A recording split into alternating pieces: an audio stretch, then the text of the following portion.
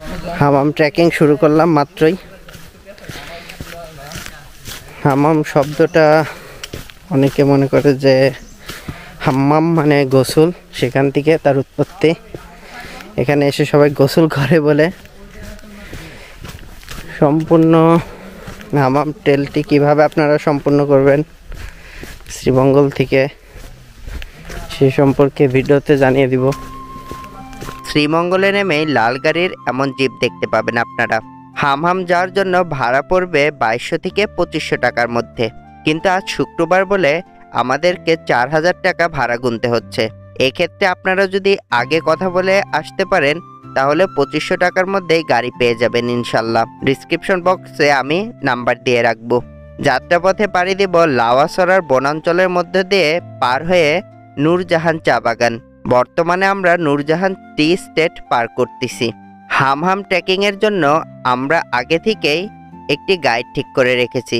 এই যে গাইডটি দেখতে পাচ্ছেন, ওনার নাম সাজ্জাদ। সাজ্জাদ ভাই গাইড হিসেবে খুবই অমায়িক একজন মানুষ ছিলেন।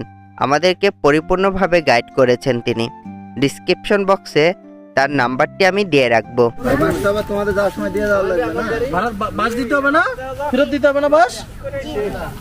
এখানে আসলে এদের থেকে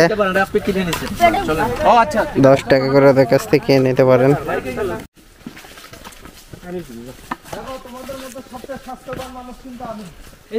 হামাম ট্র্যাক শুরু করার রাস্তাতেই হাতের ডান সাইডে যে কলা বাগান দেখতে পাওয়া যাচ্ছে, ওটা ইন্ডিয়ার অংশ।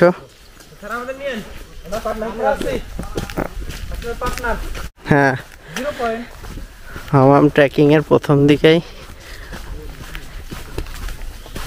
দুই সাইডের রাস্তার এমন বন্য পরিবেশ, একটা স্নিগ্ধকর ব্যাপার। হামাম ট্র্যাকের রাস্তাটা আসলে অনেক রোমাঞ্চকর। চারপাশে পড়তে পড়তে সৌন্দর্য ছড়িয়ে আছে এমনটা মনে হচ্ছে।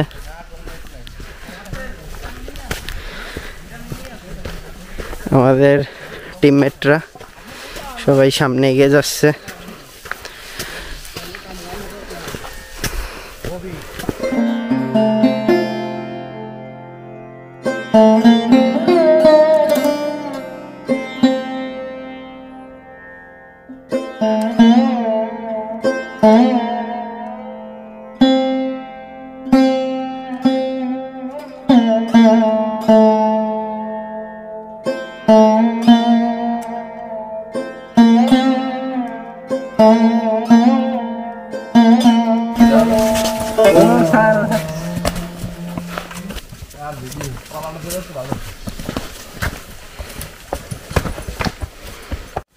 এরকম উঁচা নিচা পাহাড় ট্রেকিং কমপ্লিট করে হামামে পৌঁছাতে হয়। রাস্তাগুলো বিপজ্জনক অনেক।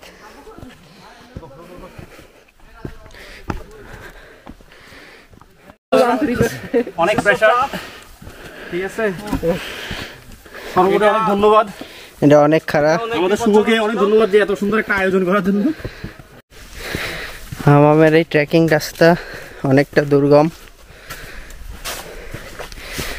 চারপাশে ঘন জঙ্গল। দেখুন ট্রেল, এটা আমাদের ট্রেলের রাস্তা।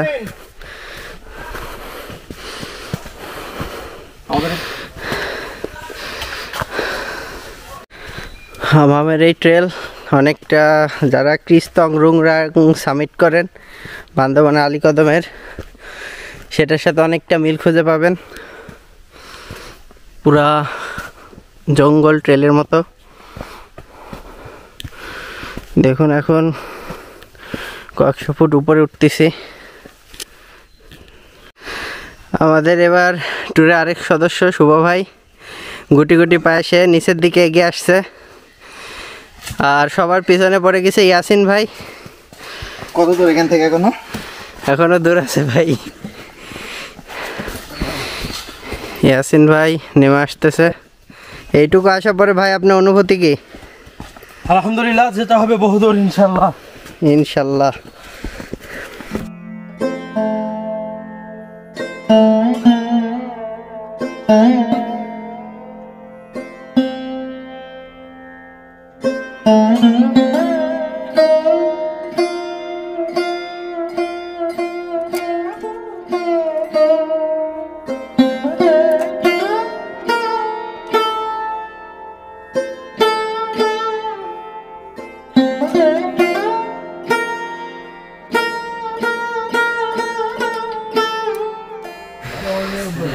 এটা নেই শেষ করে লাইলো কম করে কম পানি কম একদম বেশি না ডায়াবেটিসের রোগী এই জায়গা আনতে পানি কি হওয়া যাবে না কিন্তু পানি খাইলে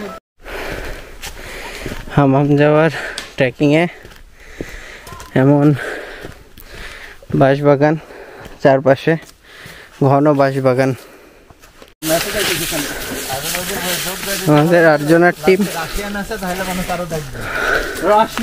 একটা আফিল উপরে উঠলাম।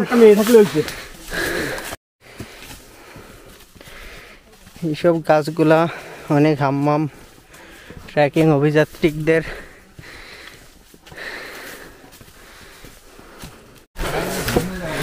হামাম। এই ট্রেলটা কখনো আপহিল কখনো ডাউনহিল। এখন আমরা ডাউনহিলে নামছি। হামাম ট্রেকিংয়ে যারা আসবেন তারা অবশ্যই সাথে করে প্রয়োজনীয় খাবার পানি নিয়ে আসবেন, অন্তত 2 লিটার। আর সাথে স্যালাইন নিয়ে আসতে পারেন, হালকা স্ন্যাক্স আইটেম, বিস্কিট, চিপস, এগুলা। খেজুর আনতে পারলে ভালো। আর অবশ্যই মাস্ট কলার সাথে রাখবেন, কারণ কলা ইনস্ট্যান্ট বুস্ট আপ করে শরীরকে। আমরা এখন আরেকটা বাঁশবাগান অতিক্রম করতেছি। দেখুন সামনে একটা আফিল। এই আফিল বরাবর উপরে উঠে যেতে হবে, অনেকটা খাড়া রাস্তা। আর এইটা সম্পূর্ণটাই বাঁশবাগান, চারপাশে গহীন বন। কত কষ্ট করে আফিল উপরে উঠা লাগতেছে। বর্ষাকালে যারা হামাম ট্রেকিং করতে চান অবশ্যই ভালো ট্রেকিং শু পরে আসবেন, না হলে বড় দুর্ঘটনার শিকার হতে পারেন।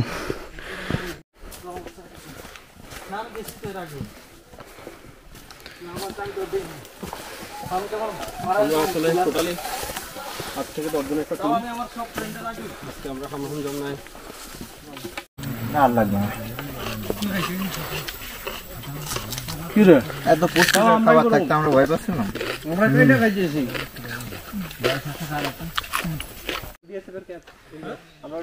সামনে ইন্ডিয়ার বিএসএফ এর ক্যাম্প।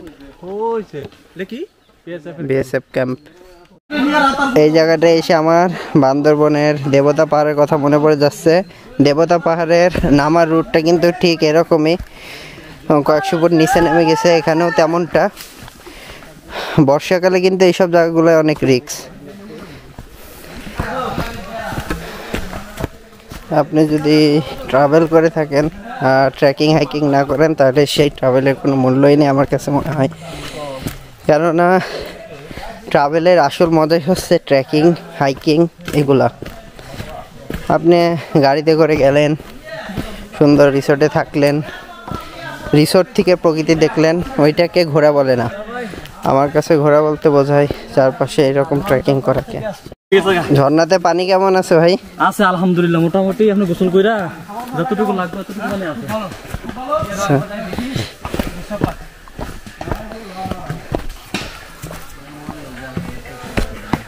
আর কতটুকু রাস্তা আছে ভাই? ভাই 15 মিনিট লাগবে। আচ্ছা ভাই 15 মিনিট লাগবে। এখান থেকে ঝর্ণার মাত্র 15 মিনিটের রাস্তা। দেখুন আমার রাস্তাটা কতটা ঝুঁকিপূর্ণ। এই জায়গাগুলোতে নিজের ব্যালেন্স ধরে রাখাটা অনেক কষ্টকর, প্রচণ্ড খাড়া। সামান্য পা স্লিপ করলে বিপদ।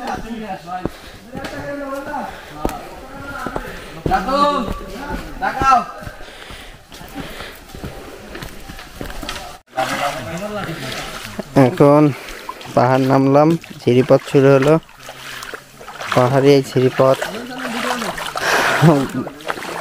এই ট্রেকিংয়ের ক্লান্তিকে অনেকটাই ভুলে দেয়। যখন কষ্ট করে এসে এই ঝিরিপথে পা ভেজাবেন, যেন একটি স্বর্গীয় সুখের অনুভূতির সৃষ্টি করবে। তবে সাবধান, এই ঝিরিপথের অনেক জায়গায় কিন্তু চোরা গর্ত থাকে আর স্লিপারি হয় অনেক। সাবধানতার সহিত সামনে আগাইতে হবে।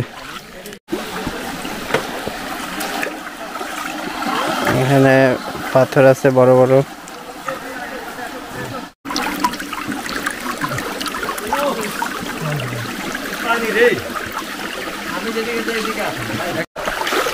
কি দর্শক বন্ধুরা শব্দ শুনতে পাচ্ছেন? এটা কিন্তু আমার ঝিরিপথ পাড়ি হওয়ার শব্দ। আর সামনে যেই সাউন্ডটা শুনতে পাচ্ছেন ওইটা কিন্তু ঝর্ণার শব্দ। হ্যাঁ, আমরা প্রায় ঝর্ণার কাছে চলে আসছি। আসার পথটা ছিল অনেকটা দুর্গম। সামনে আমরা হামহাম জলপ্রপাতকে আপনাদের সামনে উপস্থাপন করব ইনশাল্লাহ। প্রায় 250 ফুট উঁচা থেকে পানি গড়িয়ে পড়ছে জলধারায়, মিশে যাচ্ছে, কলকল ধ্বনিতে মুখরিত হচ্ছে চারিপাশ। হ্যাঁ দর্শক বন্ধুরা, এটাই বাংলাদেশের সব থেকে উঁচু জলপ্রপাত, the one and only Hamham waterfall. আমি এখন আছি তারই কাছে। This is the creation of Almighty Allah, the Hamham waterfall. ধারণা করা হয় যে এটাই বাংলাদেশের সব থেকে উঁচু ওয়াটারফলগুলোর মধ্যে। বাংলাদেশের যতগুলো জলপ্রপাত আছে তার ভিতরে উচ্চতার দিক থেকে এটাই অফিসিয়ালি সর্বোচ্চ চূড়া, হামাম ওয়াটারফলস। এর পানি কিন্তু আসে ইন্ডিয়ার অংশ থেকে। আরবি হামাম মানে গোসল, সেখান থেকে এই হামাম ঝর্ণাটির নামকরণ। এখানে এসে যত সবাই গোসল করে সেজন্যই। আর স্থানীয়রা এটাকে চিতা ঝর্ণা বলে ডাকে, কারণ একসময় এখানে চিতা বাঘ দেখতে পাওয়া যেত। যেহেতু এখন নভেম্বরের শেষ, ডিসেম্বর মাস, সেহেতু ঝর্ণার পানি ফ্লো এমন। আপনারা যারা নভেম্বরের দিকে ঝর্ণার ট্রেকিংয়ে আসতে চান তারা ঝর্ণাতে আসলে এরকম পানি পাবেন। পানি ফ্লো খারাপ না, মোটামুটি ভালোই আছে, তবে বর্ষাকালে আসলে প্রচুর ফ্লো দেখতে পাবেন পানির।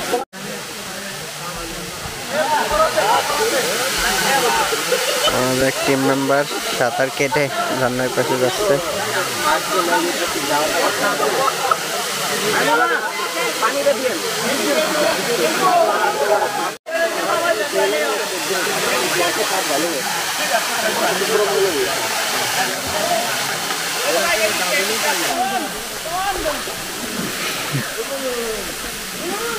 এত ঠান্ডা কেন?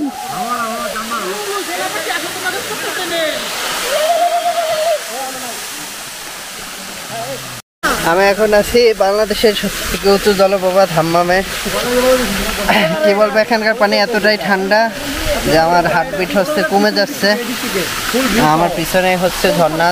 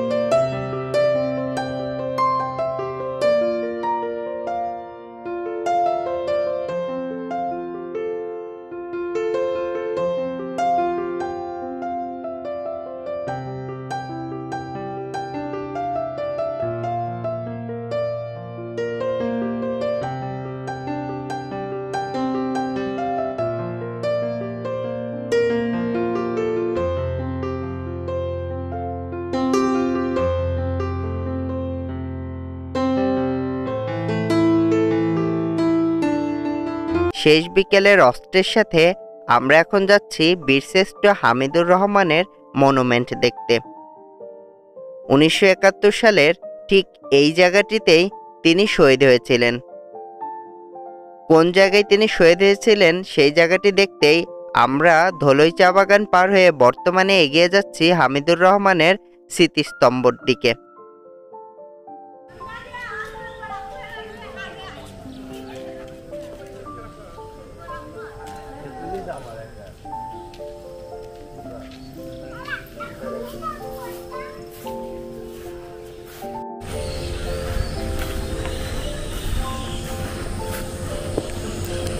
এটা বীর শ্রেষ্ঠ হামিদুর রহমান জাদুঘর।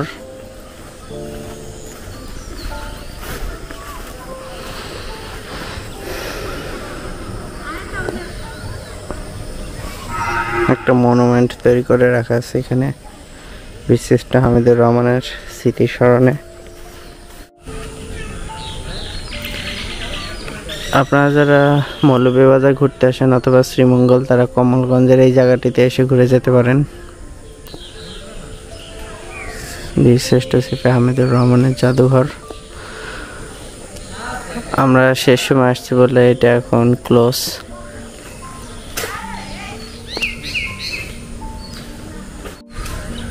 বীরশ্রেষ্ঠ হামিদুর রহমান সীমান্ত ফাঁড়ি, এটা বিজিবি ক্যাম্প চেকপোস্ট, পাশে ইন্ডিয়ান বর্ডার। এটা চারিপাশে পরিবেশ।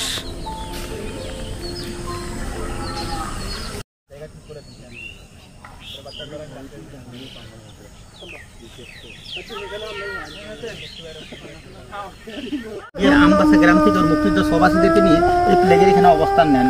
এই প্লেগের এখান থেকে বিশেষ হামিদুর রহমান নিজে একাই বুকে বম নিয়ে আমাদের ওই বিজিবি ক্যাম্পের এখানে ছিল পাকিস্তানিদের ক্যাম্প। বিশেষ হামিদুর রহমান এই প্লেগের এখান থেকে একাই বুকে বম নিয়ে পাকিস্তানি ক্যাম্পে হামলা করার পরে এখানে পাকিস্তানি অর্থাৎ 10 জন পাকিস্তানিও শেষ। আর ওই জায়গায় বিশেষ হামিদুর রহমান বুকে লাগার পরে এখান থেকে উনি কলিং করে আসেন। কলিং করে আসার পরে প্লেগের এখানে উনি মারা যায়। তখন ওনার লাভটা ওনার মুক্তিযুদ্ধ সভাসী এখান থেকে 200 গজ ভিতরে ইন্ডিয়ার আমবাসা নামক গ্রামে নিয়ে সমাধিত করি।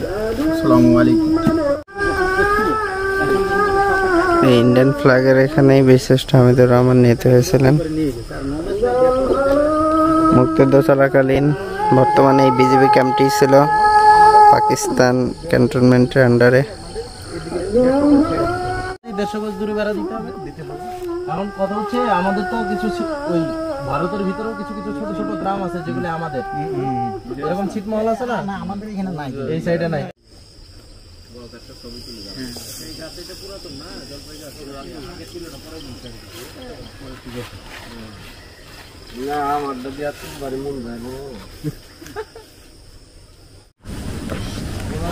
বাংলাদেশের কমলগঞ্জের হামিদুর রহমানের এই স্মৃতিস্তম্ভটা যে করা আছে, এর পাশে ওই শূন্যরেখা বা বর্ডার লাইন। তো এই বর্ডার লাইনের কাছে একটা ফ্ল্যাগ রাখা আছে। আপনারা আসলে অবশ্যই এই জায়গাটিতে আসবেন, কারণ এখানেই গুলিবিদ্ধ হয়েছিলেন আমাদের এই বীরশ্রেষ্ঠ, দেশের জন্য জীবন উৎসর্গ করেছিলেন। এই ক্যাম্পটা দখল করার জন্যই বর্তমানে এই ক্যাম্প আর পাকিস্তান হানাদার বাহিনীর না, আমাদের। আর এই জায়গাটা এমন আর্কাইভ তৈরি করে রাখা আছে 7টা বীরশ্রেষ্ঠ, বাংলাদেশের 7টা বীরশ্রেষ্ঠর জীবন বৃত্তান্ত লেখা আছে এই জায়গায়। এখানে ফ্যামিলি সহকারে আসলে, ছোট বাচ্চাদেরকে নিয়ে আসলে তারা বাংলাদেশের মুক্তিযুদ্ধের সঠিক ইতিহাস জানতে পারবে, বুঝতে পারবে। উনি ছিল আজকে আমাদের এই জিপ গাড়ির ড্রাইভার দাদার নাম হচ্ছে কুমার। আপনার গাড়ি নাম্বারটা কত? 4308। আপনারা শ্রীমঙ্গলে আসলে ওনার সাথে কন্ট্যাক্ট করে, আমি কন্ট্যাক্ট নাম্বারটা ডিসক্রিপশন বক্সে দিয়ে রাখবো, কন্ট্যাক্ট করে শ্রীমঙ্গলে আসলে ওনার সাথে ঘুরতে পারেন।